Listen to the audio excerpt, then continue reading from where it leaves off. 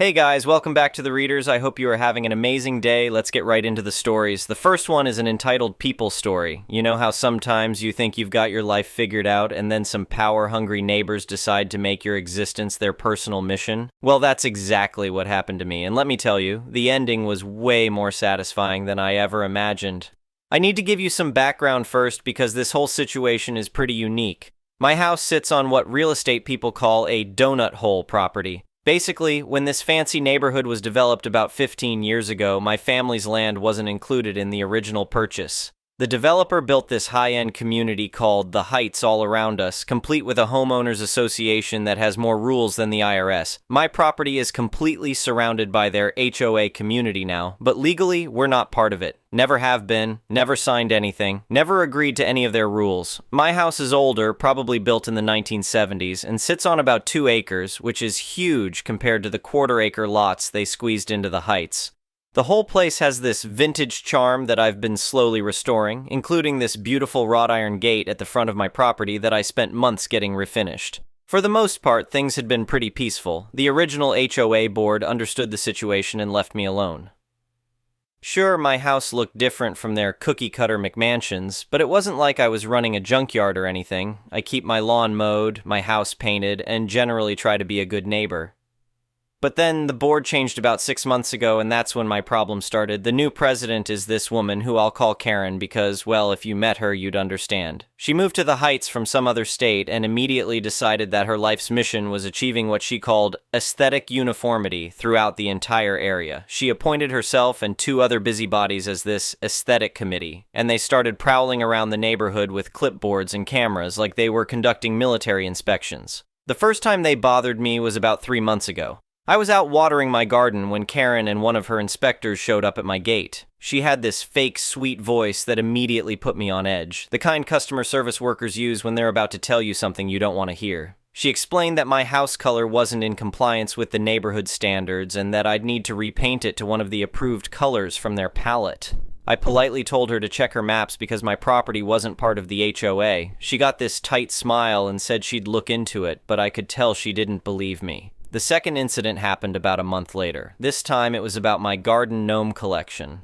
I know how that sounds, but they're actually pretty tasteful vintage pieces that my grandmother collected. They were apparently non-conforming decorative elements, according to Karen's interpretation of the HOA rules. Again, I explained that those rules didn't apply to me. Again, she gave me that customer service smile and said she'd research the matter further. The third time was 2 weeks ago when they tried to tell me my mailbox was the wrong style. By then I was getting pretty annoyed, so I was a bit less polite when I told them to leave me alone and check their property boundaries. I thought maybe they'd finally gotten the message, but I was wrong. Last Tuesday started like any other day. I left for work around 8 a.m., did my usual routine at the office, and was planning to stay until about 5:30. But around 2 p.m. I got a text from my neighbor who actually lives in the Heights but has always been friendly to me.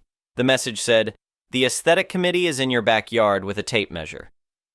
I stared at that text for about 10 seconds before the anger hit me. These people were on my property without permission while I wasn't even home. I told my boss I had a family emergency and drove home as fast as the speed limit would allow. When I pulled into my driveway, the first thing I noticed was that my front gate was hanging open. This gate has a pretty specific latch mechanism that you have to know how to operate properly. It wasn't broken before I left that morning, but now I could see it was bent at an odd angle. I parked the car and walked through the open gate, and that's when I saw them. 3 people were in my backyard about 50 feet from my house. Karen was there with her clipboard, and 2 other people I recognized as her fellow committee members. One was measuring the square footage of my patio with one of those long tape measures, the kind construction workers use.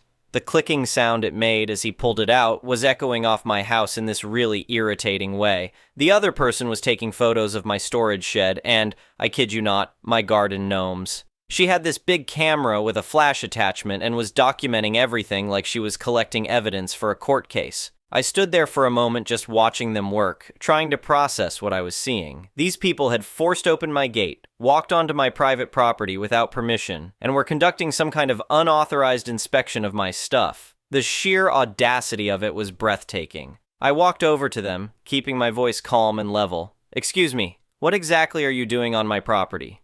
Karen turned around with that same fake smile, like she'd been expecting me. She held up her clipboard and launched into this prepared speech about Section 4.2 of the HOA bylaws, giving them right of entry for architectural and compliance audits of all properties within the community boundaries.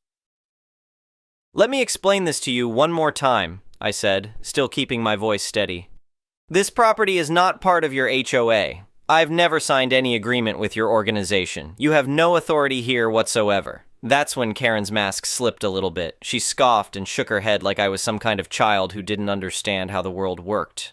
"Look," she said in that condescending tone, "you use our main road to access your driveway. That creates what's called implied consent to follow HOA regulations. You can't just pick and choose which rules apply to you."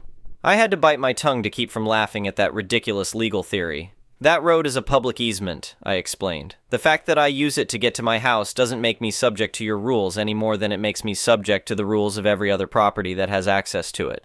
But Karen wasn't listening. She had this whole speech prepared and she was going to deliver it whether it made sense or not. She informed me that my shed was in violation of size restrictions, my garden gnomes violated the decorative elements policy, and my patio furniture wasn't the approved style. According to her calculations, I was looking at fines of $100 per day until everything was brought into compliance.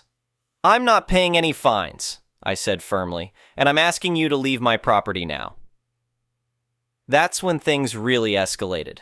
The guy with the tape measure stepped closer to me, trying to use his size to intimidate me. He said they weren't leaving until they finished their official measurement and documentation process. The way he said official made it clear he thought this clipboard and tape measure gave him some kind of legal authority. I looked at the three of them standing there on my lawn, acting like they owned the place, and something clicked in my brain. I pulled out my phone and opened the camera app. "I'm recording this," I announced. "I am giving you one final chance to leave my private property voluntarily. If you refuse, I'm calling the sheriff." Karen actually laughed at that. Not a polite chuckle, but this genuine belly laugh like I just told her the funniest joke she'd ever heard. "Go ahead," she said, waving her hand dismissively. "The sheriff is a member of our HOA. He'll back us up completely." That's when I knew these people were living in a complete fantasy world. Even if the sheriff was an HOA member, which I doubted, that wouldn't give him the right to ignore actual laws about trespassing and property rights. But I could see there was no reasoning with them. I dialed 911 and explained the situation to the dispatcher. I told them I had 3 people trespassing on my property who were refusing to leave despite being asked multiple times. The dispatcher said they'd send a deputy out right away. While we waited, Karen and her committee continued their inspection like nothing had happened. They were taking more photos and making notes on their clipboards. The whole thing was surreal. Here they were, clearly trespassing, acting like they were conducting legitimate business. About 15 minutes later, a sheriff's department cruiser pulled up. A deputy got out and walked through my still open gate. He was a guy I'd never seen before, probably in his 40s, with that calm, professional demeanor that good cops have. "What seems to be the problem here?" he asked. Karen immediately launched into her explanation before I could say anything. She told the deputy about the HOA's authority, the compliance inspection, and how I was being uncooperative with their legitimate activities. She showed him her clipboard like it was some kind of legal document. The deputy listened politely, then turned to me. "And your side of the story?" I pulled out the folder I keep in a fireproof safe near my front door. It contains my original land deed and a recent survey map I'd had done when I was considering some landscaping changes. I handed both documents to the deputy. "This is my property deed," I explained, "and here's a current survey map that shows exactly where my property boundaries are in relation to the HOA community. As you can see, the HOA boundaries stop at my fence line. These people have no authority on my land." The deputy studied both documents carefully. He walked over to my fence and checked the survey markers that were still visible from when the work was done. Then he came back and looked at Karen. "Ma'am, do you have any documentation that gives your organization authority over this property?" Karen fumbled with her clipboard and pulled out what looked like a photocopied booklet. "This is our HOA handbook," she said. "It clearly outlines our authority within the community boundaries." The deputy flipped through a few pages, then handed it back to her. "Ma'am, this appears to be your internal rules and regulations. It doesn't establish any legal authority over property that isn't part of your association. Do you have a court order, a signed agreement with the property owner? Anything that would give you legal right to be here?" I could see Karen starting to panic. She kept insisting that using the main road created implied consent, but the deputy wasn't buying it. He explained that an easement for road access doesn't create any obligation to follow HOA rules. Then the deputy noticed my broken gate latch. "How did this get damaged?" he asked. "It was fine when I left for work this morning," I said. "When I got home, I found these 3 people on my property, and the latch was bent like this." The deputy examined the latch more closely. It was clearly forced with fresh scratches on the metal where something had been pried against it. That's when things got really interesting for Karen and her friends. "Ladies and gentlemen," the deputy said in that official cop voice, "you are currently engaged in criminal trespass on private property. You've also caused property damage by forcing this gate. I'm going to need to see some identification from all of you." The change in Karen's demeanor was immediate and dramatic. The confident customer service voice disappeared completely. She started stammering about how this was all a misunderstanding and how they were just trying to maintain community standards. But the deputy wasn't interested in explanations. He wrote out citations for criminal trespass for all 3 of them. The property damage to my gate latch bumped it up from a simple trespass to something more serious. After they left, looking humiliated and angry, I thought that would be the end of it, but I was wrong. The next day, I got a text from the same neighbor who'd warned me about the inspection. The HOA board had held an emergency meeting, and Karen was telling everyone that I'd threatened them and had them arrested on false charges. That's when I decided these people needed to learn a more permanent lesson. I called a real estate attorney my cousin had recommended when I was buying the house. This guy had a reputation as what people call a bulldog lawyer. Someone who doesn't back down from a fight and knows how to make his opponents pay for their mistakes. The consultation was fascinating. The attorney explained that what the HOA had done wasn't just trespassing, it was something called tortious interference because they were trying to force me to comply with rules I'd never agreed to. The fact that they'd been warned multiple times that my property wasn't part of their jurisdiction made it even worse. But here's where it gets really good. The attorney said we should request all the HOA board meeting minutes from the past year through what's called a discovery process. In most states, HOA records are considered semi-public and owners have rights to see them. What we found in those meeting minutes was absolutely incredible. It turns out that 3 months ago, the HOA's own legal counsel had sent them a memo specifically about my property. The lawyer had researched the original development plans and confirmed that my land was never part of the HOA agreement. The memo explicitly warned the board that any attempt to enforce HOA rules on my property could result in legal action against the association. But here's the kicker. The meeting minutes showed that Karen had argued they should press the issue anyway, because she believed they could force me to join the HOA if they made things difficult enough for me. One of the other board members had pointed out that this could be expensive if I fought back, but Karen had insisted that most people would just cave rather than deal with legal hassles. In other words, they knew they had no legal authority over my property, but decided to harass me anyway in hopes I'd give up and comply. That evidence of malicious intent changed everything. What started as a simple trespass case was now looking like intentional harassment and abuse of process. The attorney sent the HOA a demand letter outlining their violations and requesting compensation for my damages, legal fees, and what he called nuisance damages for the ongoing harassment. The letter was beautiful, very professional, but with an underlying tone that made it clear we weren't messing around. The HOA's response was to hire their own attorney, who clearly told them they were in serious trouble. Within 2 weeks, we had a settlement offer. Here's what they agreed to pay. First, they had to cover the cost of replacing my gate latch. Now, I could have just bought a basic replacement for maybe $50, but the original was a custom wrought iron piece that matched the historical style of my gate. Getting a proper replacement made by a blacksmith cost $1,200, and they had to pay every penny of it. Second, they paid $5,000 in legal fees and nuisance damages. That was actually less than my attorney had requested, but it was enough to make the point that their behavior had real consequences. Third, and this was the part I enjoyed most, they had to send me a written apology that acknowledged they had no authority over my property and promised that no HOA representative would set foot on my land again without my explicit permission. But the real satisfaction came from what happened at the next HOA meeting. Remember, HOA fees are collected from all the homeowners to pay for common area maintenance, administrative costs, and legal expenses. When the residents found out that their dues were going up by $50 per month to cover the legal settlement from Karen's power trip, they were not happy. My friendly neighbor filled me in on all the details. Apparently, the meeting turned into what she described as a complete revolt.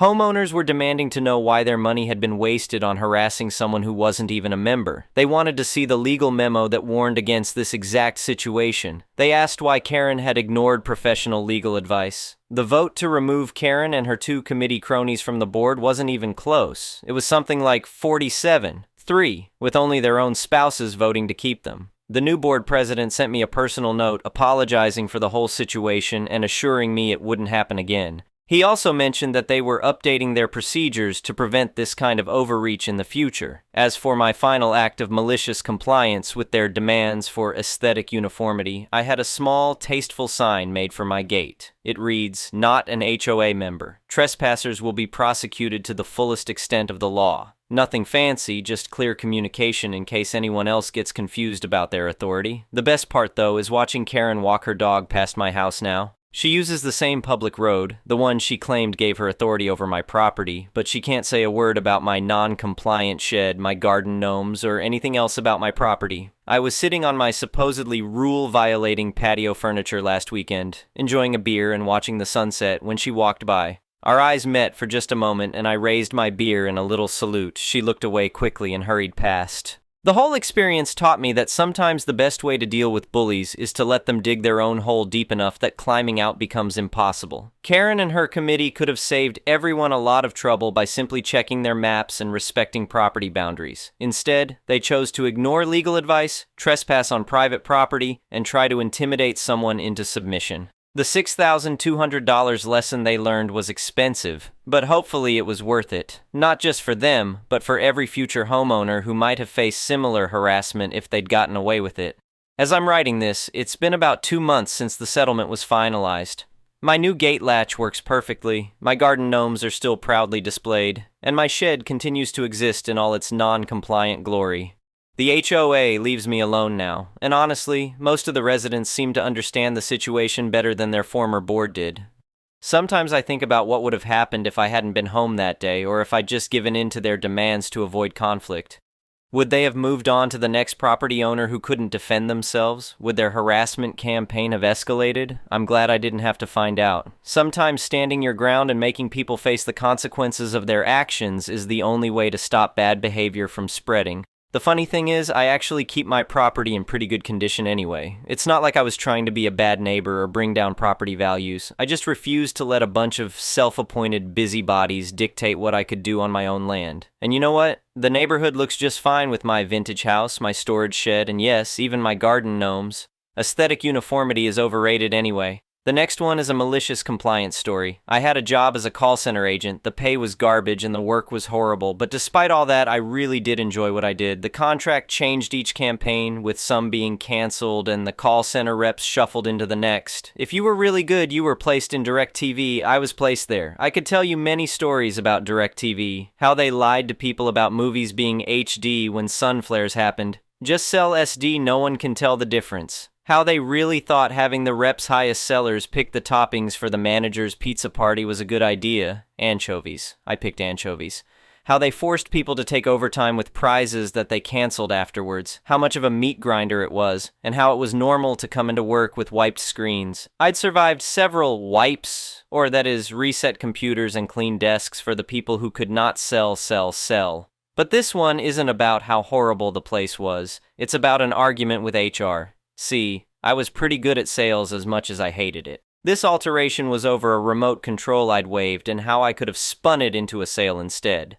I went back to my desk with a fake write-up for some BS mistake and pulled up the sales charts fuming. I was pretty sure my time there was coming to an end. And then I found Dog TV. It was a glitch in the system where it was not high enough to count as anything other than a free for a month offer, available to every customer, but it counted as a premium sale. Probably cause no one in their life ever sold it. Dog TV was special, so Dog TV is TV for dogs. Yep, it's a thing. It bills itself as a show for dogs to enjoy. Adding it to the account was free for the first month, just like some of the other shows, except it was cheaper. And it was a very good sale for me, right up there with selling a full account upgrade at full price. And adding it allowed me to do pretty much anything I wanted to the account. It seemed to act like a retention offer. My sales went parabolic. I'd always been good, but now every manager used me as the shining example. All the perks they gave to top sellers were mine. I won gas cards. Quality didn't say a word when I made a mistake on a call. My surveys were all 10S, as I carefully explained to every customer if by some chance you don't want to pay for dog TV, just call in by this date. I waived service calls, offered pretty much anything for free with all exclusive perk of dog TV. Oh, you missed a due date? Waived. You need a service call? Waived. Want a free upgrade to the best shows, free equipment, free setup? How about an additional remote? Waived. I could even offer you a month of service for free if you got dog TV. And I did. That's correct. I will give you 1 month of free service in exchange for adding dog TV. Just call in by this date to cancel it or it's going to charge you. I'm so sorry that you missed your payment and have a late fee. How about we waive this if I add a television show for dogs to your account? It looks like the last call was accidentally dropped due to you telling the last person to jam the satellite up there. Know what can fix this? A free service call with a free trial of dog TV. I remember one person who called in because their remote wasn't working. I gave them a free remote, free equipment, free service call, 1 month of free service, and made sure it was marked as not rented in the system. In exchange for a 1 month free channel of dog TV, they were ecstatic. Just promise me you mark the survey as 10, I said, quietly marking their service call as priority. You bet your bottom biscuits, they replied. Fantastic. Would you like a free movie? Another guy called high as crap, angry about his bill. The company has charged him the fee of an HD box when he only had SD. The correct fix here was apologize for the bill issue and offer a waiver if we could lock him into a sale. I had a different idea. Yeah, it sucks. We charged you the wrong fee. How about a free upgrade? Huh?